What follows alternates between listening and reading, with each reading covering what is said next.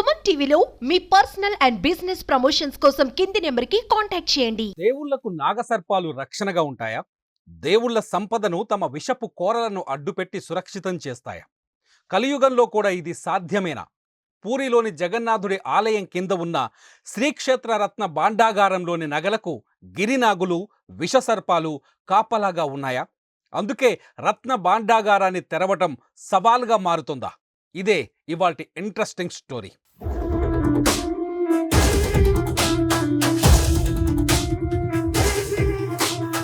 పూరి జగన్నాథుడి ఆభరణాల గురించి ఇప్పుడు దేశవ్యాప్తంగా సీరియస్ చర్చ జరుగుతోంది. పూరి ఆలయం కింది భాగంలో ఉన్న శ్రీక్షేత్ర రత్న భాండాగారంలో జగన్నాథుడి పురాతన నగలను భద్రపరిచారు. ఇప్పుడు ఆ నగలను, వాటి విలువను లెక్కించే అంశం దేశం దృష్టిని ఆకర్షిస్తోంది. దాదాపు 46 ఏళ్ల తర్వాత ఈ రత్న భాండాగారాన్ని తెరుస్తున్నారు. అయితే అది తెరవటం అనేది అతి పెద్ద సాహసంగా కనిపిస్తోంది. ఎందుకంటే పూరి జగన్నాథుడి రత్న భాండాగారంలో ఉన్న నగలను చేరుకోవాలి అంటే వాటికి కాపలాగా ఉన్న కాలనాగులను, విషపు సర్పాలను ముందు జయించాలి అని చెబుతున్నారు. అందుకే ఈ వార్త ఇప్పుడు దేశంలో అత్యంత చర్చనీయాంశమయ్యింది.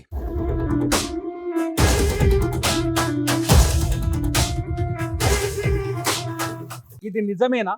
దేవతల నగలకు విషసర్పాలు కాపలాగా ఉంటాయా అంటే పూరి జగన్నాథుడి కథలు చదివినా, పురాణాలను తిరగేసినా ఈ విషయం నిజమే అని చెబుతున్నాయి. ఎక్కడైతే జగన్నాథుడి నగలు ఉంటాయో అక్కడ కింగ్ కోబ్రాలు ఆ నగలకు కాపలాగా ఉంటాయన్నది ఈ ఇతిహాసాల సారాంశం. అంతేకాదు ఈ కథల్ని జగన్నాథుడిని కొలిచే భక్తులు కూడా బలంగా విశ్వసిస్తారు. అందుకే 46 ఏళ్ల తర్వాత ఈ రత్న భాండాగారాన్ని తెరిచేందుకు ప్రయత్నిస్తున్న ప్రభుత్వ కమిటీ ముందు సర్పాలను ఎదుర్కొనేందుకు ప్లాన్లు సిద్ధం చేస్తోంది. దేశంలో సర్పాలను పట్టగలిగిన నిపుణులను, సర్పాలు కాటేస్తే వెంటనే చికిత్స చేసేందుకు వైద్యులను, సర్పాలను కనిపెట్టేందుకు సెర్చ్ లైట్లను సిద్ధం చేసుకున్నారు. ఈ ఏర్పాట్లన్నీ సాయంతో జూలై 14వ తేదీన పూరి క్షేత్రం కింది భాగాన ఉన్న రత్న భాండాగారాన్ని తెరవబోతున్నారు. కింగ్ కోబ్రాలు కాపలాగా ఉన్న పూరి జగన్నాథుడి రత్న భాండాగారంలో అసలు ఏముంది? ఎన్ని నగలున్నాయి? ఎందుకు దేశవ్యాప్తంగా ఇంత పెద్ద చర్చ జరుగుతోంది అనే ప్రశ్నలు జనంలో ఆసక్తిని రెట్టింపు చేస్తున్నాయి. రత్న భాండాగారంలో వందల ఏళ్లుగా భద్రపరుస్తూ వస్తున్న జగన్నాథుడి వజ్ర వైఢూర్యాలు, గోమేధిక, పుష్యరాగాలు, కెంపులు, రత్నాలు, స్వర్ణాభరణాలు, వెండి ఆభరణాలు, వస్తువులు ఉన్నాయి. వీటన్నింటినీ 5 కర్రపెట్టెల్లో భద్రపరిచి రత్న భాండాగారంలో దాచిపెట్టి తాళం వేశారు. 1978 నుంచి ఇప్పటి వరకు ఆ గదిలోకి ఎవ్వరూ వెళ్ళలేదు. 2019లో ఆ సీక్రెట్ రూమ్లోకి వెళ్లేందుకు ప్రయత్నించి విఫలమయ్యారు. మళ్ళీ ఇప్పుడే ఆ గది తలుపులు తెరిచేందుకు సాహసం చేస్తున్నారు.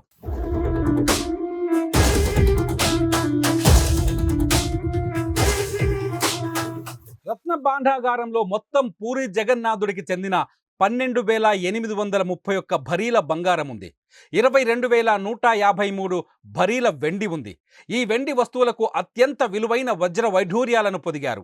ఇందులో 1500 ఏళ్ల క్రితం నాటి ఆభరణాలు ఉన్నాయి. అప్పటి రాజులు, పాలకులు వీటిని తయారు చేయించారు. 1926లో ఓసారి ఈ రహస్య గదిని తెరిచి ఆభరణాలను లెక్కించారు. ఆ తర్వాత 1978లో మాత్రమే తెరిచారు. 1985లో గదిని కొందరు అధికారులు తెరిచి ఆభరణాలను లెక్కించే సాహసం చేయలేకపోయారు. 1978లో కూడా ఈ ఆభరణాలను లెక్కించడానికి 70 రోజుల సమయం పట్టింది. అయినప్పటికీ మరో 14 ఆభరణాలను లెక్కించలేక వదిలేశారు. తమిళనాడు, గుజరాత్ నుంచి నిపుణులైన స్వర్ణకారులను తీసుకొచ్చి విలువ కట్టే ప్రయత్నం చేశారు. కానీ అది ఫలించలేదని చెబుతున్నారు. దీంతో రత్న భాండాగారంలో ఉన్న ఆభరణాల విలువ ఎవ్వరికీ అంతు చిక్కటం లేదన్నదే ఇక్కడ అసలు పాయింట్.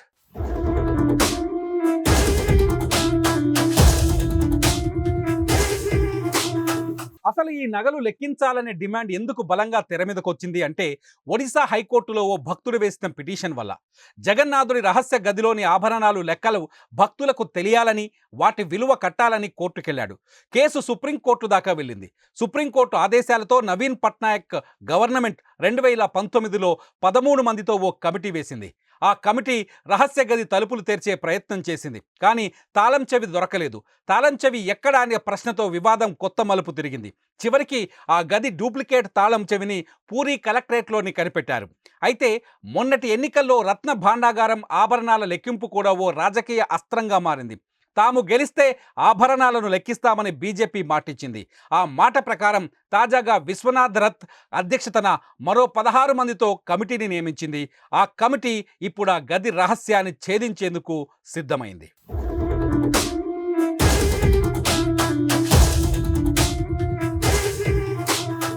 మరి ఆ గదిలో పాములున్నాయనే ప్రచారం ఎందుకు జరుగుతోంది అంటే 2019లో రత్న భాండాగారాన్ని తెరిచేందుకు వెళ్లిన కమిటీ సభ్యులు కిటికీల గుండా గది లోపలి పరిస్థితులను గమనించారు. అప్పటికే ఈ గది లోపలి భాగాలు కూలిపోయి కనిపించాయి. వర్షపు నీరు వెళ్ళిందని, చిమ్మ చీకటిగా ఉందని చెప్పుకొచ్చింది కమిటీ.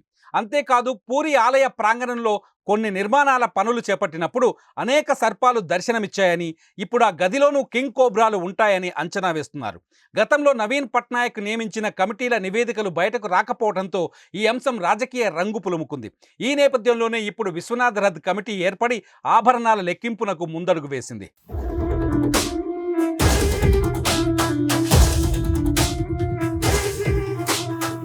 1978లో జరిగిన లెక్కింపు మాదిరిగా కాకుండా ఇప్పుడు జగన్నాథుడి ఆభరణాల మీద ఓ స్పష్టమైన నివేదిక ఇవ్వాలని భావిస్తోంది బీజేపీ ప్రభుత్వం. అందుకే నిపుణులను సిద్ధం చేసింది. నగల విలువను అంచనా వేయటానికి వాటిని రహస్య గది నుంచి మరో ప్రాంతానికి తరలించాలని, పాడైపోయిన నగలకు మెరుగులు దిద్దాలని కూడా నిర్ణయించింది. 1978లో విలువ కట్టకుండా వదిలేసిన ఆ 14 ఆభరణాలకు కూడా విలువ కట్టాలని ఆలోచిస్తోంది. దీంతో పాటు తాము ఎంతో భక్తి శ్రద్ధలతో కొలిచే పూరి జగన్నాథుడి ఆస్తుల గురించి భక్తులు కూడా స్పష్టత ఉండాలని ప్రభుత్వం భావిస్తోంది.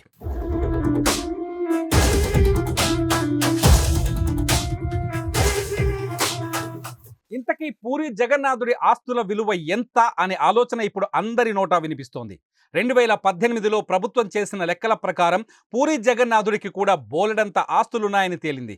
రత్న భాండాగారంలో ఉన్న నగలు కాకుండా దేశవ్యాప్తంగా పూరి జగన్నాథుడికి అనేక ఆస్తులున్నాయి. ఒక్క ఒడిశాలోనే 60,426 ఎకరాల భూమి ఉంది. పశ్చిమ బెంగాల్లో 322.9 ఎకరాలు, మహారాష్ట్రలో 28.2 ఎకరాలు, మధ్యప్రదేశ్లో 25 ఎకరాలు, ఆంధ్రప్రదేశ్లో 17 ఎకరాలు, ఛత్తీస్గఢ్, బీహార్లో కలిపి 3 ఎకరాల భూమి ఉంది. ఇది కాకుండా బ్యాంకుల్లో 600 కోట్లకు పైగా నగదు డిపాజిట్లున్నట్టు తెలుస్తోంది. అంతేకాదు కిలోల కొద్దీ బంగారాన్ని కూడా డిపాజిట్ చేసినట్టు సమాచారం ఉంది.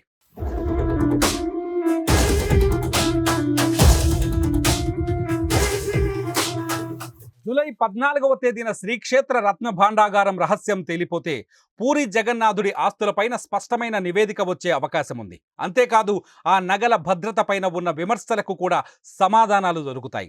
అయితే ఇక్కడ ప్రశ్న ఒక్కటే, పూరి జగన్నాథుడి రత్న భాండాగారాన్ని అధికారులు చేరుకుంటారా, సర్పాలను ఎదురించి ఆ నగల పెట్టెలను వెలికి తీసుకువస్తారా అన్నది.